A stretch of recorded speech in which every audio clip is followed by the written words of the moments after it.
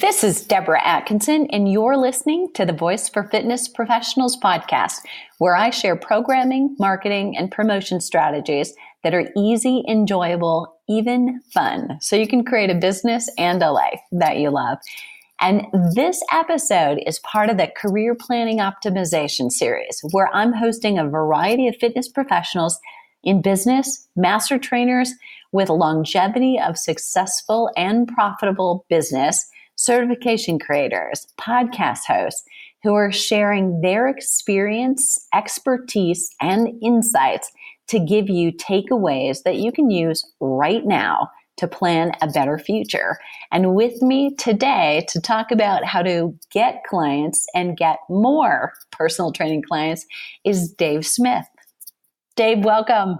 Hey, Deborah. I'm really excited to be here. Thanks for having me. It's always good to talk to you. So we always have a good time. So we have to stay focused. So we're going to get these people what they need, and we're going to get them on the road again.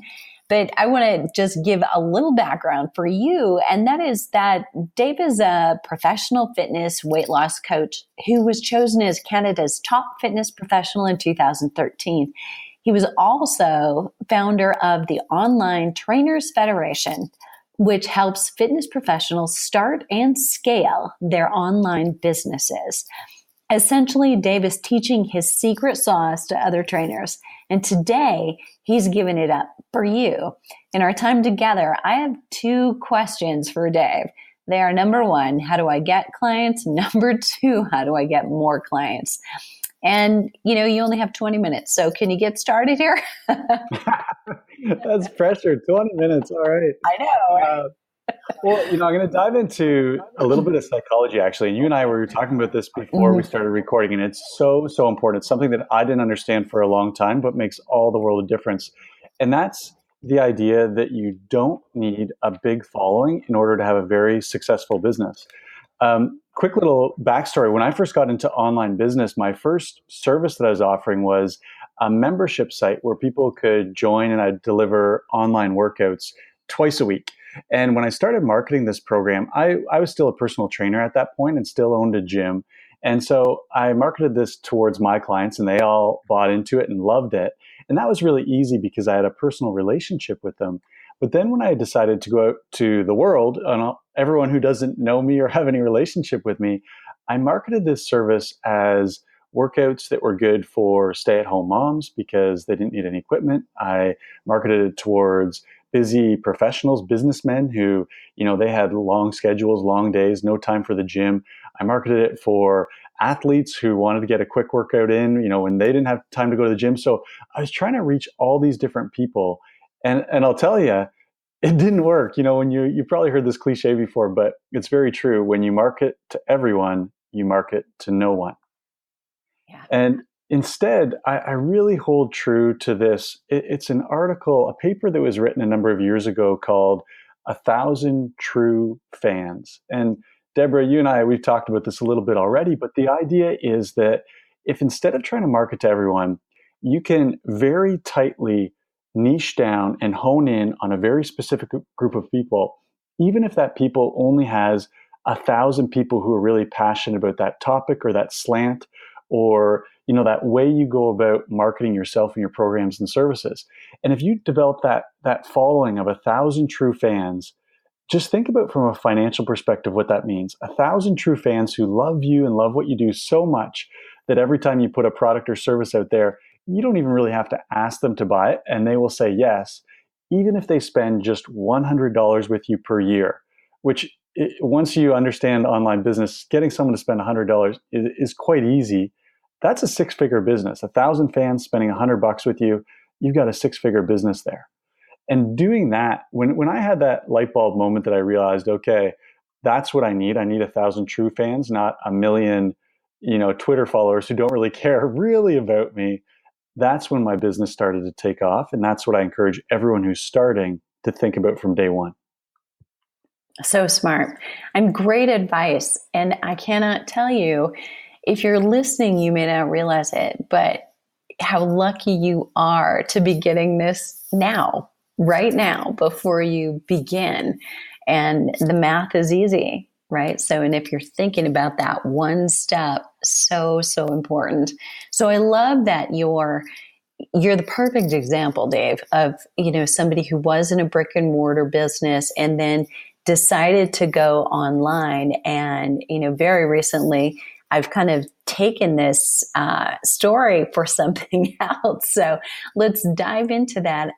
And I know the answer, but I want to hear you say it.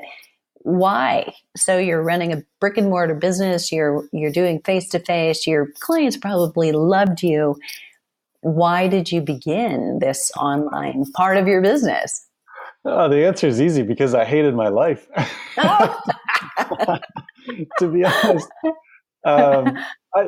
so my background is all business. My education is all in business, but my passion is fitness. And so when I got out of university, I worked in corporate marketing for a few years, realized that wasn't for me. And so I decided to open a personal training business because I love exercise so much. And that was great. I always thought the pinnacle will be when I own my own gym and have other trainers working for me. That's passive income. I don't have to train in order to make an income. And so eventually I built up my business to the point where I could afford to build a gym, built this gym, had trainers working for me. And I thought, yes, I've arrived. And I realized all of the things that came with running a gym were things that I hated. I hated administration. I hated being like a human resource manager. I hated facility management. Like I literally remember, and maybe I've told you this before, but like being on my hands and knees at like 10:30 at night cleaning toilets. I was just going to say, yeah, you didn't mention that yet, but I knew it was coming. And honestly, that's the moment where I thought, this is what I've worked so hard for. Like, this is backwards. Whereas the opposite, online business, it's all the things I love. I love changing lives. I love speaking. I love doing stuff like this. I love being in the media, and it's so easy to do that with an online business. I love creation. I love creating products, seeing people buy them. And I'm not really motivated by the money, but knowing that people paid their hard-earned dollars for something that I created, it is an adrenaline rush. And honestly, it's absolutely wonderful. I love that. So let me ask you this, because I so feel that for brick and mortar businesses and or trainers who are right now, in that moment, day to day exchanging, a dollar or something more for an hour or half hour with every client, that there is an opportunity if they would couple that with some kind of digital training or digital service or digital product, that is their beginning of a real, more sustainable and scalable business. And they're in a perfect place to be the ones to do it because they can so easily see people are so busy. Time is the number one obstacle to exercise. I mean, the model that you use, creating a membership where it was probably more convenient for people to use it, even though they were also exercising with you. What do you recommend now? I mean, is that model outdated, or you feel like that still might be something that a listener could examine, take a crack at?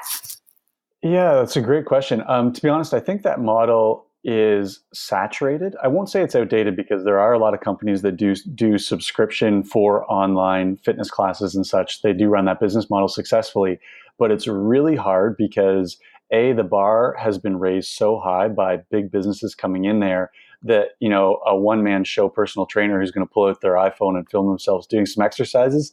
Geez, that's a tough sell. And then also by YouTube just becoming so popular. On my podcast recently, so I host, it's called the Online Trainers Federation podcast.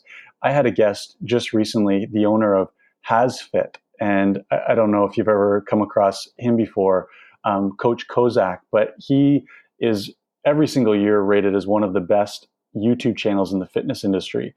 And he was telling me that him and his partner, they've released 1,500 free workout videos over the last 5 years that they've been doing this. And so you think about, well, if you're going to say, hey, customer, pay me for streaming workout videos, you need to be like exponentially better than what's already out there. And that's really tough. Yeah. Wow. I'll say. Okay. So what is the secret? How do we get clients? I was actually just teaching some of my students this morning. So here is something that I wish someone had told me a long time ago. So everyone who's listening, please, if you take nothing else away from this, do what I'm about to suggest to you right now. I like to use Evernote, but this can be on a piece of paper or wherever you want to store notes.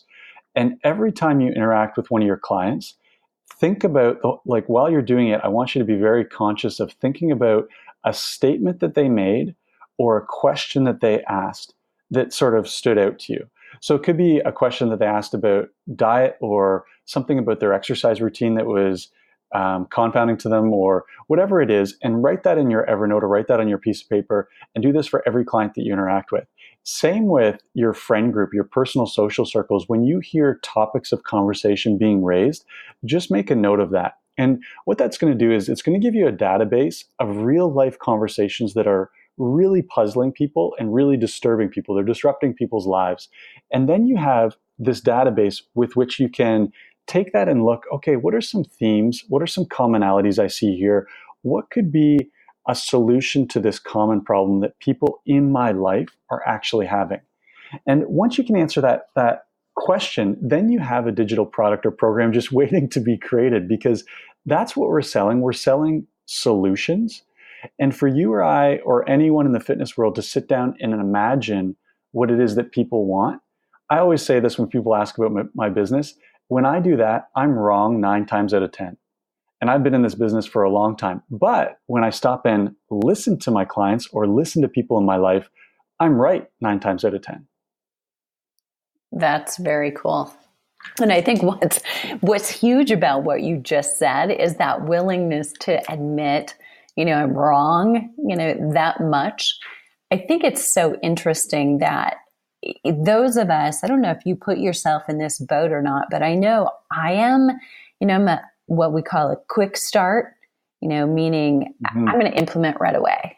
Like before I know it's a good idea. Like, so let's just get this done. Like, okay, I like it. I'm excited about it. Let's go. And, I'm off and running and I'm working on production before I've really even researched it. And, I think that's, a pause is really, necessary to look at, okay, wait a minute, am I doing all the talking and the pushing out of stuff? Or am I finally just hearing what's coming at me and then responding in a more responsible way?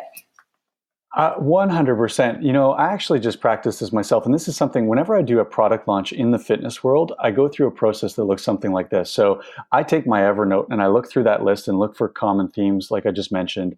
And then what I do is I'll do some research about what are some common trends. So what are the solutions that are already out there for that problem? And I know this is going to sound kind of crazy, but then what I try and do is formulate the complete opposite of what's already out there. And then say, okay, with that complete opposite solution, do I actually feel like this is still a solution, or am I just making this up? So let me give you an example. This actually came from a friend of mine. His name's Rusty Moore. And we were talking about products and services that he's created. He's been in the online fitness industry for years and years. And when he first got started, he was in the bodybuilding category. And he was a bodybuilder, but he personally was also a suit model. And so he noticed that he had this problem of being so muscular that he didn't fit very well into suits. And he started looking online at training programs, bodybuilding programs, and they were all focused on people getting bigger, as you can imagine. There was no bodybuilding program showing how to get smaller, but also being very muscular. And so he thought, okay, this is a problem that I have. No one's created anything for this. Is there going to be a desire out there? And so this was way back in the day. Started going to forums and asking people, about this. And there was other people out there who had the same problem. And so that told him, yeah, everyone in the bodybuilding industry is saying, here's how to get bigger and put on more mass. I'm going to do the exact opposite, still solving a similar problem, showing men how to look great, but in a completely different way. And that was like a huge product launch for him because it was so different.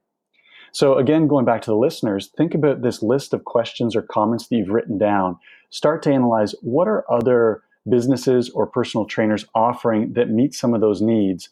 And then what can you do that is significantly different? Because once you do that significantly different solution, going back to that whole idea of finding 1,000 true fans, it's way easier to find those 1,000 true fans because you stand out so much. Does that make sense? Yeah, totally does. Yeah, and we're all trying to blend in, right?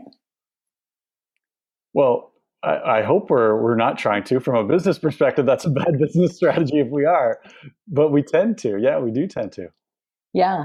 Okay. And so what about this?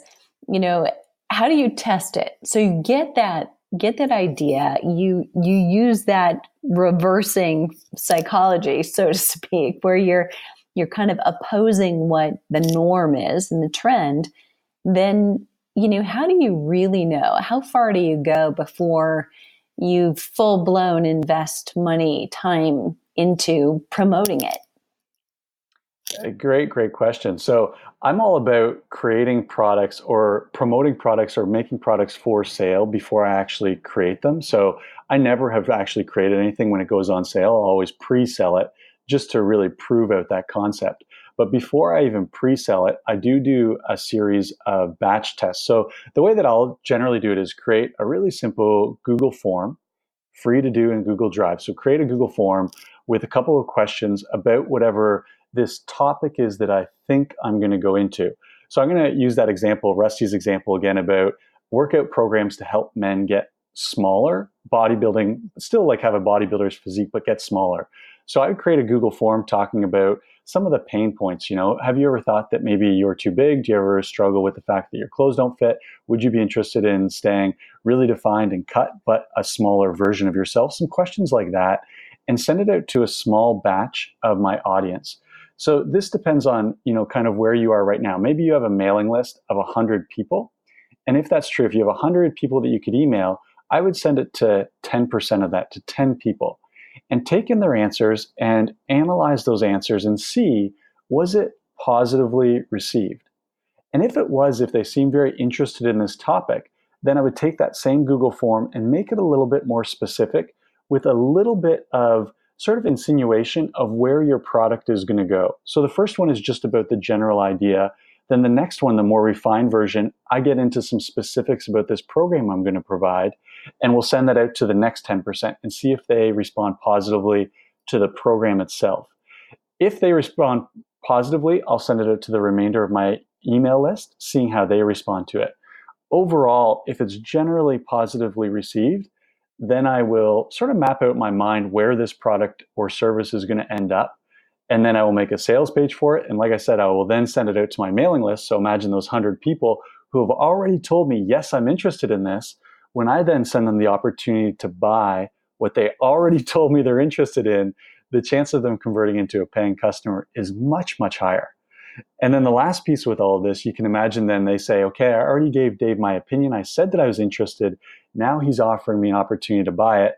Once they actually buy it, and I'll usually set like a tipping point number, I need to make X number of dollars on the sale of this product before I actually create it. So just to clarify that, so I'll have people buy it. I will say that the product will be available 2, 3, 4 weeks from now. And then if that tipping point is reached, if I make the money that I need to make on that initial launch, then I will actually create the program. If not, I will refund the money and say, okay, I'm going to put it on hold right now. Thanks for your interest. Just want to let you know, you'll be on the first on my list when the program actually launches sometime in the future. Okay, I'm going to jump on that. All right. I love what you just said. Love that it's, putting it out there, sell it, then create it, and, get your feedback from it. Here's what I think would happen to a percentage of us. And I'm not even going to venture to guess what that percentage is, but we would get that initial money from a small number and we would not want to refund it. So we would keep it, build the program, and, end up, doing something crazy, working X amount of hours for, $5 an hour by having such a small pool to actually try that. And have you run into that where, it's tough if you're, really struggling and you first get that money coming in, it's a challenge to feel like, oh no, I got to get that back.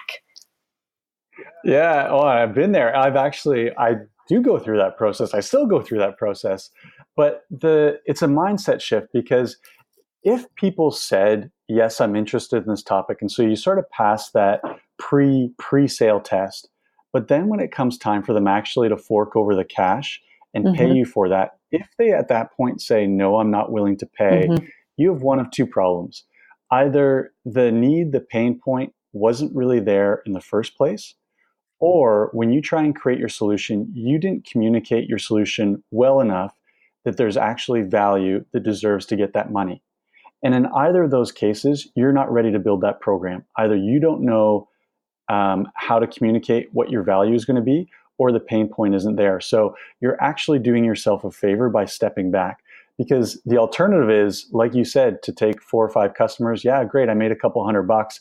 I'm going to dive in here. I'm going to push forward, even though the numbers are saying that I should stop. I'm going to invest a lot of my time building out this program that isn't going to sell very well in the future.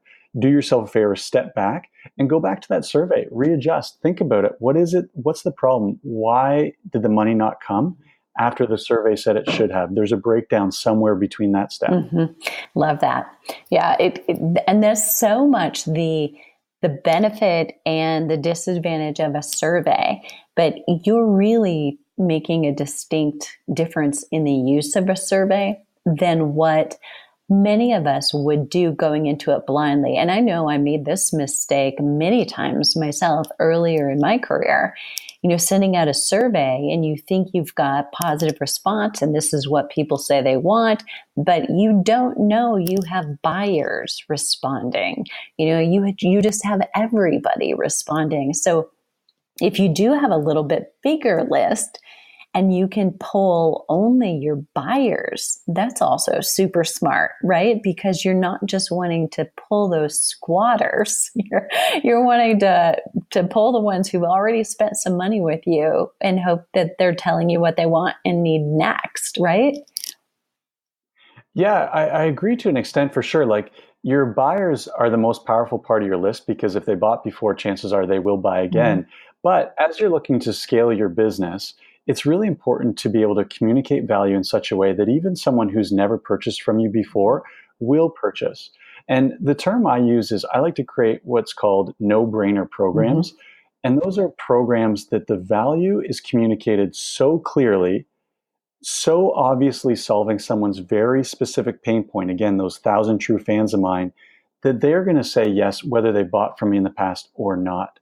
And part of this comes down to pricing. When I do one of these pre-launch sales, there will always be a discounted price associated with it. And in reality, usually the front end price, so that initial price that someone will be paying for that program or product, it's almost inconsequential, because I have a longer term game plan in mind. That's sort of getting them in the door with this no-brainer offer that speaks specifically to their pain point. But that's not the end of their story. That's getting them onto my roster, getting them to know, you hear it all the time, know, like, and trust, getting them to know, like, and trust me, knowing that down the road, I'm going to convert them into something that's actually the profit driver for my business. Nice.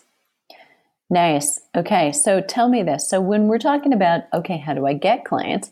How do I get more clients?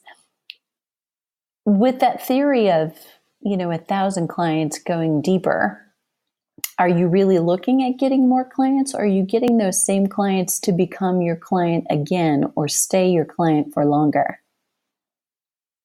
Yeah, it's a little bit of both. The nice thing about that 1,000 true fans model is going back to this idea of creating something that's very counter trend or counterculture. If you can create a product or service that's very counterculture and you really have some uniqueness there, you might get some of your 1,000 true fans to buy into that program initially. And then as they have results, again, assuming that you know your stuff and you're able to deliver results and deliver a positive customer experience, then it's very easy to grow from those original 1,000 true fans. The reason I go back to that 1,000 true fans model is, I think personal trainers, quite often we get stuck when we want to make that transition from face-to-face training to online training. We think that we need to be pouring so much time into social media, posting on Instagram, posting on Facebook, doing all this marketing of ourselves to reach the masses before we actually get people to pull the trigger and become our client. And I'd just like to push back on that and say, nope, like I said, do your research, do the surveys, make an offer that they can't refuse, get even, that tipping point number of people through the door to become your clients, and then focus on them, building up your tribe, building up those 1,000 true fans. And then it becomes a snowball effect. You get your testimonials, you get positive word of mouth, you get virality on social media because you have these 1,000 true fans who love everything you do. All of your outbound marketing from that point gets so much easier. Nice. Love that. All right. So, Dave, here's the toughest question of the day, potentially. Is there a question that you wish I would have asked you? Something I missed? Oh man, so many things. Maybe what I'm excited about, because I'll tell you, I'm super excited about something actually for fitness marketing right now. And Deborah, stop me if you already know this, but Facebook recently just came out with a new feature that is going to be a game changer. It's split testing built right into Facebook advertising. Have you checked this out at all? Yep. And it's huge. I just, over the last couple of weeks, just since it rolled out, started running my first split test. And the amount of data, but the more important thing, the ease of use. Like, this is something that I think back to myself, maybe about 10 years ago, 8 years ago, whenever I ran my first Facebook ad and I had no idea what I was doing. Now it's gotten so much easier. And I'm really excited because it makes my life easier, but also, for your audience, everyone who's listening here, if Facebook ads sound scary, maybe, Deborah, I don't know if you can throw a link into a tutorial online, or if you're listening, you can just Google search it, Facebook ads split testing. It's really powerful and really exciting. Awesome. I will. I'll put that in the resources for today's episode. Thanks so much. Dave, you are a wealth of information, and you really are the anomaly. Somebody with 2 business degrees who comes into training because he loves it, as opposed to somebody who loves fitness, who's majored in fitness, who really doesn't like business and suddenly gets here and feels like, oh my gosh, I need it, but where do I get it and how do I get it while I'm so busy? So listeners I know are going to be eager to find more Dave. Where do they go? Yeah, well, the best place, if you go to onlinetrainersfederation.com, and that's my website where I have an Online Trainers Federation podcast. Like I mentioned, I do a ton of video, a ton of blogging, just teaching. Literally, it's all over the shoulder stuff. I'll just fire up my computer and start recording what it is that I'm doing on a day-to-day basis. So definitely check that out. The thing that I really want to encourage everyone by, though, is if you're just starting out, make it as simple as possible. I think that online business can feel very complicated. And, you're going to listen to my podcast and you're going to hear people talking about all these different things they're doing.